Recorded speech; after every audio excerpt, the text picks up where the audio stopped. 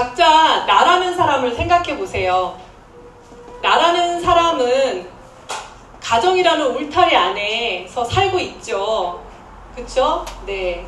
특히 이 가정이라는 세계는, 그러니까 가정이라는 울타리는 또 하나의 세계이기도 하죠. 우리 뭐 서진이라든지 서우, 뭐 성은이, 재량이, 혜량이 같은 어린 아이들한테는 가정은 하나의 큰 세계, 전부가 되잖아요. 뭐 그래가지고 저희 뭐 재량이 같은 경우에는 뭐 엄마, 아빠의 사랑, 그리고 뭐 먹을 것만 있으면 저렇게 해맑게 웃고 세상을 다 가진 것처럼 저렇게 행복해하면서 살아갑니다. 가정이라는 울타리 안에서.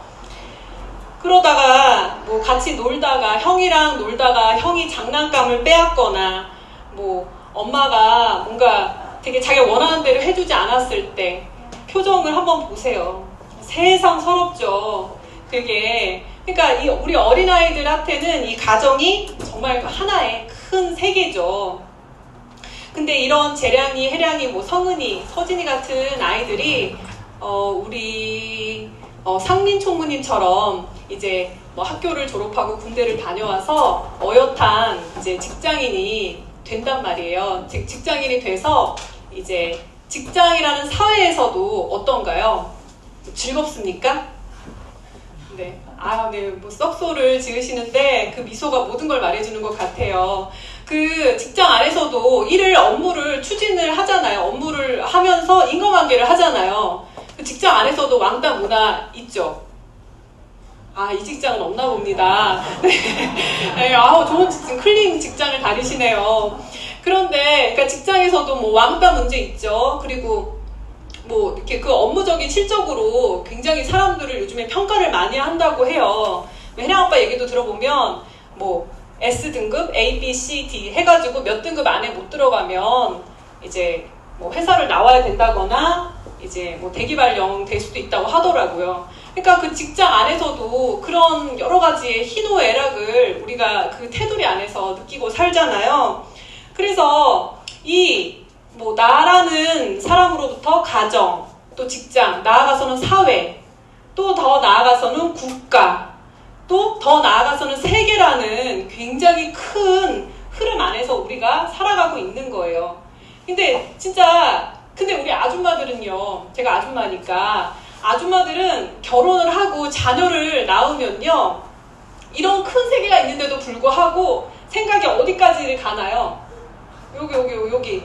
그쵸? 그러니까 결혼하고 자녀를 낳으면 그냥 내 아이의 교육, 내 남편의 직장, 요게 저 마음속에 다 이제 오롯이 다 거기에만 빠져 살거든요. 근데 이제 그런 게 다가 아니라 이제 사회, 국가, 세계라는 요런 큰 흐름이 있다는 거죠. 근데 뭐 아줌마들은 아줌마들대로 그렇다 치고, 그리고 우리 청년들 중에서 요즘에 은둔형 외톨이라고 들어보셨죠? 그러니까 그런 부류의 사람들은 또 가정도 아니고 여기 나라는 울타리 안에 갇혀 지내는 사람들도 많이 있다고 해요. 그래서 하루 종일 컴퓨터 앞에만 앉아 있대요. 게임에 빠져서 있던지. 근데 그렇다 하더라도 보세요. 예를 들어서 그러니까 나라의 IMF가 터졌어요. 그러면은 어떻게 되는 거예요? 회사가 이제 국가 전체가 부도를 맞았으면 회사가 망하겠죠. 그러면은 회사 다니는 사람들은 어떻게 되나요? 우리 아버지가 튼튼한 직장을 다녔는데 직장에서 잘리셨어요. 그러면은 당장 가정은 어떻게 되는 겁니까? 집도 내놔야 되고, 내가 열심히 그 게임에 몰입했던 그 컴퓨터 꺼야 됩니다. 그렇잖아요. 그러니까 그런 이 큰 세계, 이런 작은 세계는요, 좀 더 큰 세계의 영향을 안 받을 수가 없다는 거예요. 그쵸? 그러니까 이거 아줌마 입장에서도 이 세계, 여기까지밖에 생각을 못 가지만 어쨌든 내가 인정하든 인정하지 않던 간에 이 큰 세계의 흐름을 나는 바꿔서 사는 거예요. 근데 이것보다 더 큰 세계가 있다는 거죠. 이것보다 더 큰 세계. 자, 우리 항상 주일마다 열심히 이제 듣죠. 그러니까 종교, 신의 세계라는 이 범위는 훨씬 더 우리가 생각하고 인식하는 세계보다 더 넓다는 거예요. 뭐 이것도 우리가 별로 이렇게 와닿진 않지만, 그러니까 많이 와닿지는 못하잖아요. 근데 우리 생활에서도 우리가 날짜를 셀 때도 주전, 주후, BC, AD 그렇게 세잖아요. 그뿐만이 아니라 우리가 살아가는 그 수명도 노아의 홍수 이래로 900세 이상을 살던 그 수명이 100세 이하로 절반도 아니죠. 거의 10분의 1가량이 잘려있는 상태에서 우리가 사는 거니까, 우리가 인정하든 인정하지 않든 간에 우리는 이 신의 세계라는 이 거대한 세계에서 우리가 살아가고 있는 거예요. 그쵸? 네. 그래서 이 신의 세계가 훨씬 더 바운더리가 넓은데, 이 신의 세계를 우리가 인식을 하고 살아가면 이 넓은 세계의 흐름까지도 꿰뚫을 수가 있는 거예요. 목사님께서 이런 안목을 가지라고 주일마다 목이 터지도록 외치시고 알려주시는 거잖아요. 그래서 그 거대한 그 흐름, 거대한 세계에 이제 오늘은 그 신의 세계에서 그 예수님과의 관계를 함께 살펴보도록 하겠습니다. 자, 그러므로 함께 하늘의 부르심을 입은 거룩한 형제들아, 그러면서 우리의 믿는 도리의 사도시며 대제사장이는 예수를 깊이 생각하라. 자, 하나님을 믿는 사람들은 누구를 깊이 생각하라고요? 예수님이 어떤 분이신지, 어떤 일을 하시러 오셨는지, 또 인류를 위한 계획은 어떤 계획이 있으신지 그 예수님에 대해서 깊이 생각하라는 거죠. 지난 시간에 우리 배웠죠. 말씀이란 하면서. 그러니까 이게 성경책이죠. 성경책이 누구를 소개하는 책이라고 지난 시간에 배웠나요? 예수님. 그쵸? 예수님 한 분을 소개시키려고 이 성경책을 하나님께서 우리에게 주신 거예요. 근데 이 성경책이 얇습니까? 두껍습니까? 그러니까 예수님에 대해서 그만큼 하나님께서는 할 말씀이 많다, 적다? 많다. 그러니까 매우 많으신 거예요. 그 많은 내용들 중에 하나님께서는 그러니까 하나님 입장에서는 이 성경책 안에 하나님이 하시고 싶은 말을 한 권에 이렇게 다 담아 놓으시고, 이게 내 마음이야. 너네들 이것 좀 봐. 이것 좀 바라봐. 이렇게 말씀을 하고 계시는 거예요. 그래서 그 예수님에 대해서 살펴볼 내용이, 그럼 오늘 그 내용을 다 살펴볼 수 있을까요? 여러분 눈꺼풀이 점점 내려가시는데 좀 괜찮으시겠어요? 그 많은 내용들 중에서 바로 사도 바울이 예수님은 어떤 분이신지 아주 핵심적인 내용 한두 가지를 함께 이제 살펴볼 거예요. 보겠습니다. 자, 저가 자기를 세우신 이에게 충성하시기를 모세가 하나님의 온 집에서 한 것과 같다라고 되어 있어요. 그러면은 이제 예수님은 어떤 분이신가를 소개할 거란 말이에요. 그쵸? 예수님은 어떤 분이신가 소개를 하려고 해요. 자, 이분 누구시죠? 네, 내가 이순신 장군을 소개하려고 해요. 이순신 장군에 대해서 일단 아는 바가 일단 없어요. 객관적으로. 근데 이 한 분만 갖고 소개를 하려고 하니까 이제 별로 이제 와닿지가 않는 거예요. 객관적으로 아는 바도 없지만 이 한 분만 갖고 소개를 하려고 하니까 와닿지가 않는 거예요. 그래서 자, 어떤 분하고 비교를 할까? 자, 누굽니까? 예, 잘 모르시네요? 아시는 거예요? 예, 맥어더 장군, 인천 상륙 대작전으로 유명한 이 장군도 정말 꽤 유명한 장군이시잖아요. 그런데 이 장군 위에 우리 이순신 장군이 있다. 그러면은 맥어더 장군도 굉장히 유명하고 정말 인품과 모든 게 훌륭한 분인데 그 장군 위에 이순신 장군이 있다. 그럼 이순신 장군이 훨씬 더 부각이 돼 보이죠. 그쵸? 그런 것처럼 우리가 이 예수님이 얼마나 위대한 존재이신지 우리가 비교를 해서 예수님을 소개하려고 하는데 누구를 그 비교 대상으로 누구를 보여주시냐? 바로 모세를 이제 보여주시면서 예수님이 어떤 존재인지를 비교하면서 예수님을 소개하려고 하는 거예요. 자, 모세 하면 뭐가 생각이 납니까? 네, 10개라는 영화에서도 보면 진짜 어마어마한 진짜 그 기적 당시에 우리는 영화로 뭐 보거나 뭐 그냥 그런가 보다 그런 감내 이렇게 생각하지만 그 당시에 있었다고 생각을 해봐요. 산 증인으로. 정말 우리 금영자매가 그 모세가 뭐 개구리 재앙, 메뚜기 재앙부터 시작해가지고 장자 재앙을 이렇게 다 해가지고 이스라엘 백성들을 다 끌어내는 그 현장에 있었다고 생각을 해보세요. 그 뒤에 이제 바로 왕이 변심해가지고 뒤에 이집트 군대들이 막 그 마차 수레를 막 들면서 막 온다고 생각해요. 근데 마침 금영자매가 모세 그 맨 앞줄에 있었던 거야. 모세가 지팡이라고 홍해를 탁 치니까 홍해가 물이 쫙 갈라져요. 그러면 그 현장 속에 있으면 진짜 모세가 어마어마한 사람인 거잖아요. 그러니까 그런 모세와 같이 그런 인물보다 이제 예수님이 더 훌륭한 위대한 분이다 라고 하면 예수님이 훨씬 더 부각이 되는 거잖아요. 그래서 이제 모세를 통해서 이제 예수님을 소개하고 있는 거란 얘기죠. 자, 그래서 모세와 예수님의 공통점 어떤 점이 같죠? 좀 전에 이제 말씀에서 본 것처럼 그러니까 하나님의 온 집에서 어떻게 했대요? 충성을 했다는 점에서는 모세도 예수님과 같은 입장이라는 거예요. 그쵸? 그러면 모세와 예수님의 어떤 차이점이 있겠죠. 궁극적인 차이점이 있겠죠. 자, 3절 한번 읽어볼까요? 시작! 저는 모세보다 더 영광을 받을 만한 것이 다시 지신 자가 그 집보다 더 중요한 것이라. 네, 그러니까 그 대단한 모세가 그 어마어마한 모세가 훌륭하지만 훌륭한 그 모세도 예수님에 비하면 뭐라는 거예요? 집이라는 거예요. 집. 그리고 예수님은 그 집 지은 자라는 거예요. 여러분, 집이 위대합니까? 집 지은 자가 위대합니까? 어떤 거 가지실래요? 말로는 집 지은 자로 하고 속으로는 집 이러고 계시는 분들 없으시죠?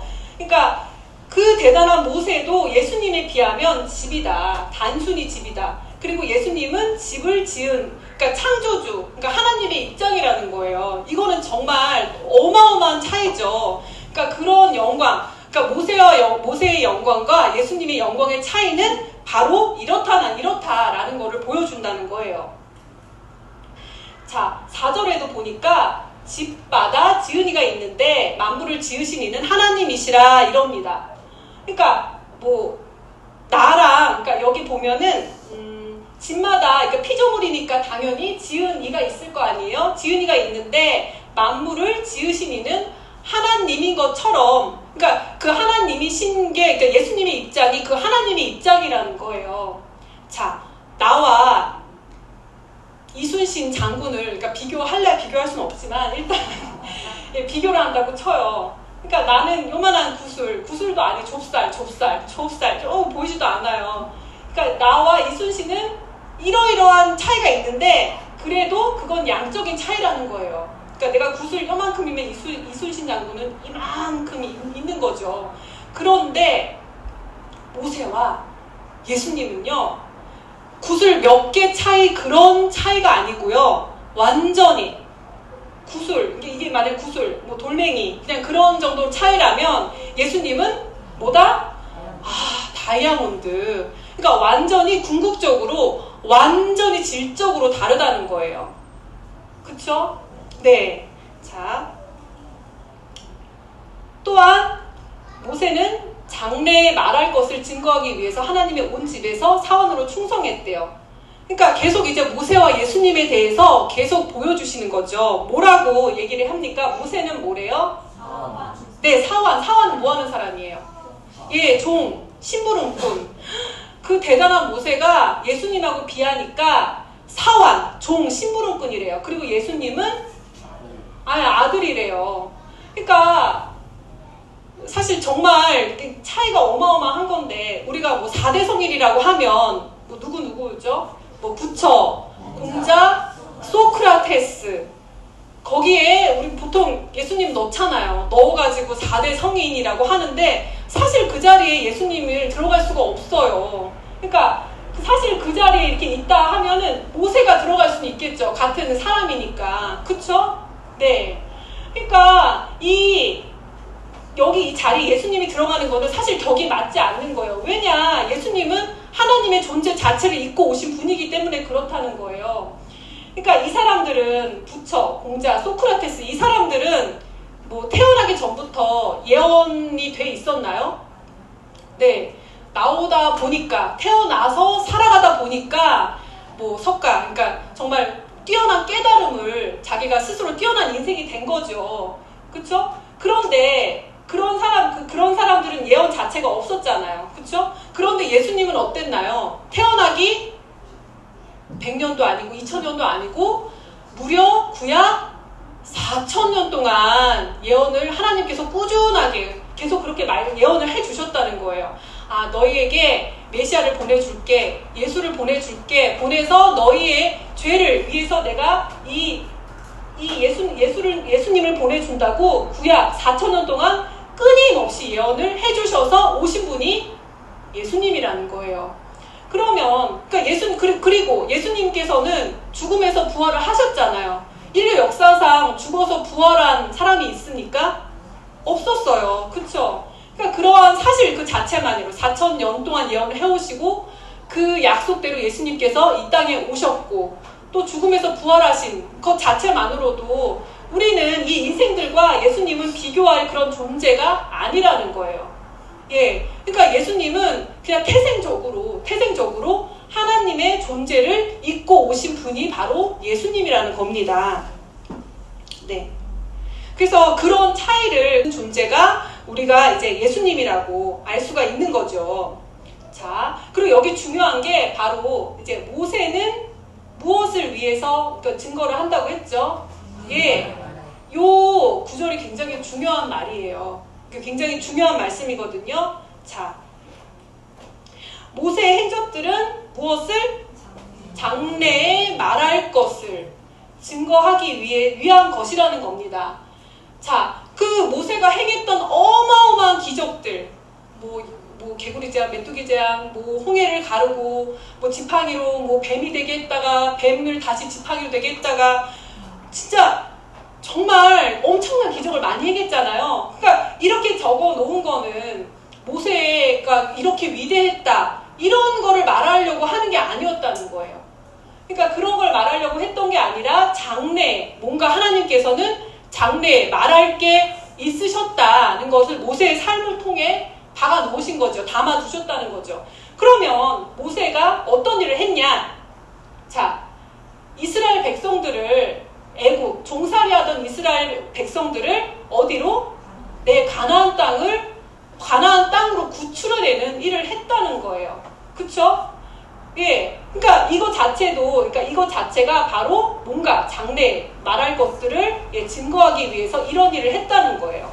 그러니까 모세가 얼마나 살았죠? 120년을 살았죠. 그래서 40년은 그 이집트 왕궁의 왕자로 살았고, 또 40년은 미디안의 양치기로 또 살았고, 또 40년은 이스라엘 백성들을 출애굽시키는 그러한 삶의 행적들이 정말 이 장래에 하나님께서는 그 모세의 행적을 통해서 앞으로 뭔가 내가 너희들에게 보여줄 게 있어 하고 모세의 삶을 통해서 하나님께서는 보여주셨다는 거예요.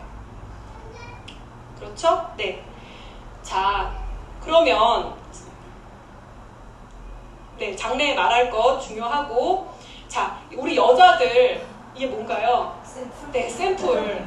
여자들 샘플 너무 좋아요. 그쵸? 그러면은 화장품에서 샘플이 아무리 좋아도 샘플이 좋아요? 아니면 샘품이 커요? 아니면 본품이 커요? 네, 본품이 큽니다. 그러면 그러니까 모세가 아무리 어마어마한 기적과 어마어마한 그런 일을 행했더라도 이거는 단순히 뭐다? 네, 그러니까 샘플이라는 거예요. 샘플. 그러면 하나님 입장에서는 말씀하시고자 하는 본품이 있다는 거예요. 본품. 그 본품이 뭐예요? 네, 바로 예수님에 대한 일, 예수님께서 하실 일이 정말 그 본품에 해당되는 일인 거예요. 본품. 자, 그 모세가 어떤 일을 했다고 했죠? 그러니까 모세는 예수님 오시기 전에 1500년 전에 이제 애굽에서 종살이를 하던 유대인들을 가나안 땅으로 이끌어내는 그런 정치적으로도 자유를 줬죠. 육체적으로 자유를 준 그런 일을 했단 말이에요. 그러니까 모세가 이런 일을 했던 것처럼 이 샘플이라고 했잖아요. 본품. 예수님께서는 어떤 일을 하신다는 거예요? 그러니까 모세처럼 이런 종살이 하던 인생들을 그러니까 예수님도 이런 자유를 주시려고, 그러니까 그런 일을 예수님께서 하실 거다 하는 거를 모세의 삶을 통해서 이제 보여주셨다는 거죠. 그러니까 그 1500년 전에, 예수님 오시기 1500년 전에 이스라엘 백성들은 애굽에서 종살이를 하고 있었잖아요. 육체적으로 복속돼서 종살이를 하고 있었잖아요. 근데 보세요. 그런데 예수님 이후에 사람들이 얼마나 많이 나고 죽고 어마어마하게 많은 사람들이 스쳐갔잖아요. 근데 그 사람들의 정신세계에 영향을 주신 분이 바로 예수님이니까, 이 예수님이 하시는 일이, 예수님이란 분이 얼마나 큰 역할을 하는 거예요. 그렇죠. 네. 그러니까 단순히 이제 모세가 애굽에서 종살이 하던 이스라엘 백성들에게 그런 정치적인, 육체적인 자유를 준 것이 단순히 그냥 모세의 사역을 통해서 샘플로 보여주시는 거라면, 이제 예수님께서는 그 모세가 했던 그것처럼 이제 세속에 찌든 우리가 정말 그러니까 우리가 세속에 정말 사단이 만들어 놓은 틀에 우리가 찌들어서 종살이를 하고 있다는 거예요. 이게 인정이 되십니까? 별로 안 되시나 보네요. 그러니까 세속에 찌들어서, 그러니까 예수님께서는 정말 이런 정신적인 자유를 주시고자 한다는 거예요. 자, 세속에 찌들었다. 그러니까 정말 그 죄로부터의 자유인 거잖아요. 죄로부터의 자유. 정말 이 넓은 광활한 우주를 정말 새털처럼 가벼운, 그런 구름보다 더 가벼운 그런 자유를, 그런 정신적인 자유를 우리에게 주시기를 원한단 말이에요. 근데 우리는 왜 술 마시는 사람 그런 거 있잖아요. 술을 정말 너무너무 좋아하는 사람은 아무리 다른 일을 하다가도 한 번씩 생각이 나죠. 이렇게, 여기는 안 계시겠지만 정말 한 잔씩 땡길 때가 있잖아요. 그러면 그 모든 일을 접어두고 어때요? 바로 가서 마셔줘야죠. 그러니까 그런 게 바로 매여 있다는 거예요. 그런 게 바로 이제 속박되어 있다는 거예요. 어떤 사람들은 여자, 어떤 사람들은 돈, 어떤 사람들은 게임, 다 이렇게 각자 한 가지씩 있는데, 우리 현동 형제님 어디에 매여 계시나요 지금? 공부에 매여 계시죠. 우리 금영자매님은 어디에 매여 계신 것 같아요? 치과. 네. 그 옆에 아람자매님은 어디에? 네? 안과? 네, 안과에 이제. 그러니까 직장에도 매여 있는 것도 매여 있는 건데, 더 중요한 거는 우리의 정신이 세속에, 그러니까 그렇게 살길 원치는 않을지라도 하나님께서 그렇게 살라고 하지 않으셨는데 오로지 그거에만 이렇게 코 껴가지고 있다는 그 자체가 하나님이 보셨을 때는 정말 세속에 찌들어 있는 거예요. 그러니까 하나님께서는 이런 영광의 자유를 우리에게 정말 보여주시고 선포하시고, 너희들이 그렇게 살 존재가 아니야. 너희들은 영원한 세계를, 영원한 생명을 바라봐 하고 우리에게 보여주시는데 우리는 별로 그게 담기질 않는 거예요. 주시면 좋긴 하지. 뭐 이런다거나 자꾸 자기 생각으로 제안을 한다는 거죠. 하나님께서는 온 인류를 통일시키고자 하시길 원하잖아요. 근데 우리는 어떤가요? 두 사람 모이도 통일이 되던가요? 어떤가요? 청년부들은 어떤가요? 잘 통일이 됩니까? 네. 그죠? 그죠? 그러니까 우리는 너무너무 우리 욕심, 내 생각에 너무도 많이 묶여져 있는 거예요. 근데 하나님께서는 그런 모습을 원하시는 게 아니라 이런 말씀을 통해서 너희들이 속박되어 있는 각자 한 가지씩 있잖아요. 내가 도저히 코 깨가지고, 남들은 모르는 나만의 그런 게 있잖아요. 코 깨가지고 도저히 뭐 아무도 그렇게 살라고 하지 않았는데 정말 독수리인데 닭처럼 여기 이렇게 하나 이렇게 삐 이렇게 돼가지고 이렇게 가만히 하고 있는 게 있잖아요. 그런 속박을 하나님께서는 과감하게 벗어! 잘라! 해서 정말 내가 너희들에게 보는 그 세계를 바라봐! 하고 매주일 목사님께서 정말 목에 핏대를 세우시면서 그렇게 말씀을 해주시는 거거든요. 정말 여기서 말씀을 듣는 저와 여러분들은 제발 그런 죄에 속박돼 있는 각자의 그런 코골이들, 귀골이들 다 빼고 정말 하나님께서 주시고자 하시는 그런 차원이 죄로부터 종노릇 하는, 사망의 종노릇 하는 그런 죄에 속박돼 있지 말고 좀 자르고 이기고 좀 벗어나서 우리 그런 자유를 누리는 저와 여러분이 되었으면 좋겠습니다. 네. 자, 가치가 큽니까? 돈이 큽니까? 선뜻 대답을 못하겠죠. 네, 말은 가치요. 마음속으로는 그래도 돈이죠. 이렇게 생각을 하잖아요. 그런데 뭐라고 말씀을 하시냐?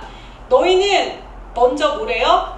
그의 나라와 그의 의를 구하래요. 그리하면, 그쵸? 이게 조건부죠? 그리하면 이 모든 것을 너희에게 더한대요. 그러니까 먼저 그의 나라와 의를 구하면 돈도 필요하고 뭐 사람도 주시겠고 차도 주시고 집도 주신다는 거예요. 그런데 조건부라는 거예요. 조건부. 그쵸? 뭐를 먼저요? 네. 그러니까 하나님도 아시는 거예요. 하나님도 이 모든 것이 있어야 될 줄 아는데 이런 걸 먼저 덥석 주시는 게 아니라 먼저 가치와 정신을 먼저 갖추라는 거죠. 자, 우리 서진이에게 1억 원이 서진이 앞에 통장으로 1억 원이 입금이 됐어요. 이제 부모님이 이제 주시는 거예요. 그럼 우리 서진이가 그 돈 관리를 잘 할 수 있을 것 같아요? 어떤 마음인가요? 어린아이가. 못하겠죠. 얘가 좀 커가지고 게임머니로 다 날리면 어떡하지? 얘가 청소년기에 친구들이 흥청망청 쓰면 어떡하지? 하나님이 그 어떡하지 하는 마음으로 우리를 보고 계신다는 거예요. 왜 하나님 우리에게는 왜 그런 걸 안 주십니까? 하나님 왜 우리에게는 돈을 안 주십니까? 왜 뭘 안 주십니까? 안 주세요 하는데 하나님께서는 먼저 뭐를 하라는 거예요? 가치와 정신을 먼저 갖추라는 거예요. 내가 가치와 정신이 먼저 갖추어지지 않았는데 정말 물질을 이렇게 줬어요. 그러면 얘가 돈 때문에 신앙을 버리면 어떡하지? 너무너무나 훌륭하고 멋진 우리 현석 씨에게 배우자감을 줬어요. 배우자랑 너무 행복해서 얘가 교회를 안 나오면 어떡하지? 그런 어떡하지 하는 심정으로 하나님께서는 우리를 기다리고 계신다는 겁니다. 정말 하나님은 주시려고 하세요. 그때 안식의 축복에서도 말씀을 드렸잖아요. 그 안식 안에 다 있는 거예요. 그러니까 다 있는데 먼저 이 가치와 정신을 갖추라고 하나님께서는 우리에게 말씀을 하신다는 겁니다. 자, 그래서 그리스도는 그의 집 맡은 아들로 충성하였으니 우리가 소망과 담대함을 자랑을 또 끝까지 잡으면 그의 집이다 라고 말씀을 하세요. 그러니까 가치를 지키기 위해서는 지조가 좀 있어야 됩니다. 자, 우리 상민 총무님이 열심히 직장생활해서 기업의 CEO가 됐어요. 손 사장님이 되셨어요. 우리 손 사장님께서 손 회장님께서 아주 기업에 큰 오다가 있어요. 오다가 있고 이 계약만 성사시키면 어마어마한 이득이 한 300억 정도가 걸려있다고 해요. 근데 조건부예요. 중국 정부에 협조를 해야 된다고 합니다. 그럼 어떻게 하시겠습니까?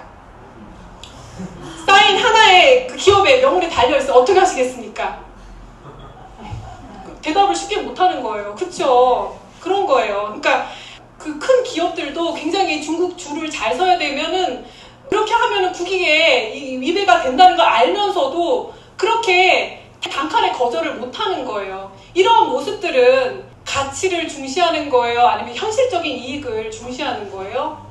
네, 물론 무시는 할 수는 없어요. 그런데 항상 이 가치의 문제가 걸려 있다는 거죠. 내가 아파요. 이거 진짜 정말 아파보신 분들은 아실 거예요. 정말 내가 죽을 만큼 아파봤어요. 정말 아파요. 근데 내가 푸닥거리를 해서라도 이 병이 나을 수만 있다면 내가 하겠다. 정말 아파본 사람들은 거기까지도 이제 가본 사람들이 있을 거 아니에요. 근데 그런 생각들조차도 하나님께서 보시면은 정신적인 지조를 버렸다라고 생각을 하신다는 거예요. 그런 생각들 자체도. 기독교인들이 점집에 제일 많이 간다 하잖아요. 그런 모습들 자체가 하나님이 보셨을 때는 정신적인 지조를 얘네가 버렸다. 하나님께서는 굉장히 크게 보신다는 거예요. 그거를. 그런데 우리 이 그림 보이시나요? 다니엘이에요. 다니엘. 앞에 이렇게 다니엘이 바벨론의 포로로 잡혀갔어요. 포로로 잡혀갔는데 이제 바벨론의 그러니까 선진국이잖아요. 일단 그 산의 진미가 얼마나 풍부하겠어요. 그런데 다니엘이 어떻게 했다는 거예요? NO! 이게 보면 이렇게 돼 있거든요. NO! 이렇게 거부한 거예요. 거부. 내가 굶어 죽을지언정 하나님의 율법에 정한 것만 먹겠다 라고 한 거예요. 이게 얼마나 지조가 있는 행동이에요. 여기 이 그림에서는 좀 쉽게 NO라고 이렇게 표시를 한 거죠. 그리고 그 당시에 다니엘은 또 바벨론 왕 이외에 절을 하면 안 되잖아요. 그러니까 국법이잖아요. 국법으로 선포를 했는데 그 바벨론의 그 법을 어기면서까지 예루살렘을 통해 난 창을 향해서 하루에 몇 번을 절을 했다고 해요? 3번. 그러니까 그거 잘못 발각되면 사형감이잖아요. 정말 목숨을 걸고 한 거란 말이에요. 그러니까 정말 우리 정말 목숨까지는 못 걸어도 아직까지는 그런 우리의 수준이긴 하지만 그래도 하나님 정말 내가 좀 힘들어도 하나님의 법과 하나님의 법도를 하나님 지켜가겠습니다 하는 이 마음을 하나님께서 보시면 어떠실 것 같아요? 네? 정말 다 주실 것 같아요. 정말 하나님은 그런 마음이시라는 거예요.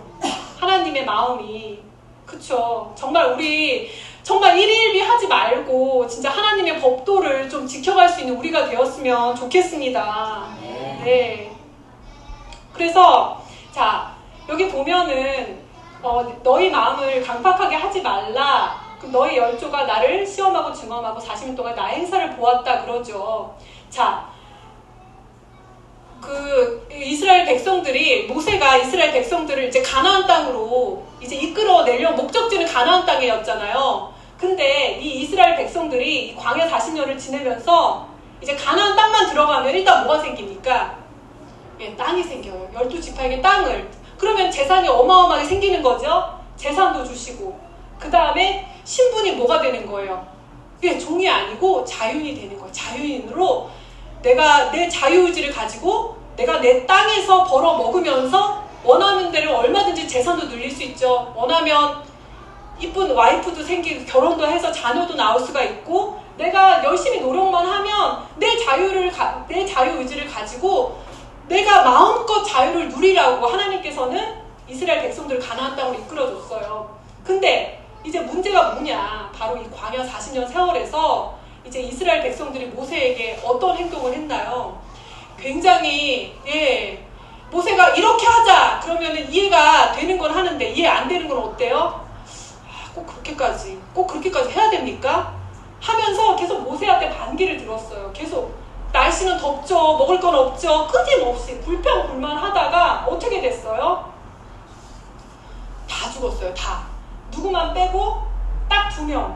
여호수아와 갈렙만 빼고. 여러분들 60만이면은 어마어마한 숫자예요. 그쵸? 이 60만의 숫자에서 그렇게 불평불만을 하다가 다 죽고 여호수아와 갈렙만 남은 거예요. 그리고 이제 이제 2세대들이 그 가나안 땅을 밟는 거죠. 그러니까 하나님 입장에서는 이 이스라엘 백성들을 좋은 걸 주려고 불러주신 거잖아요. 그 자유를 주려고. 근데 그 좋은 땅 앞에서 싹 다 죽어버리니까 불러내신 보람이 없는 거예요. 그쵸? 그러니까 하나님 입장에서는 그때 정말 아픈 기억이신 거잖아요. 그러니까 너네들이 다시 예수님이 오셔서 다시 그런 모세가 했던 일을 할 때에는 너네 절대 그러지 마. 이해 안 되더라도 순종해. 알았지? 하고 주시는 말씀이 바로 이 구절이라는 거예요. 여러분, 이해 안 되는 거, 이해되는 거는 순종하기가 그래도 좀 수월하죠. 근데 이해 안 되는 건 순종하기가 어려운 거야, 안 어려운 거예요? 네, 그렇더라도 순종해 나가는 것이 정말 우리에게 이 자유를 얻는 데는 꼭 중요하다는 말씀을 꼭 드리고 싶어요. 자, 여러분들, 자, 한국 사람들 복 좋아하죠? 복. 네, 복 받고 싶으시죠? 네, 복 받고 싶으시죠? 네, 하나님께서도 복을 너무너무 주고 싶어 하세요. 왜냐하면 성경 전체가 그 두꺼운 책이 다 복 받는 비결이니까.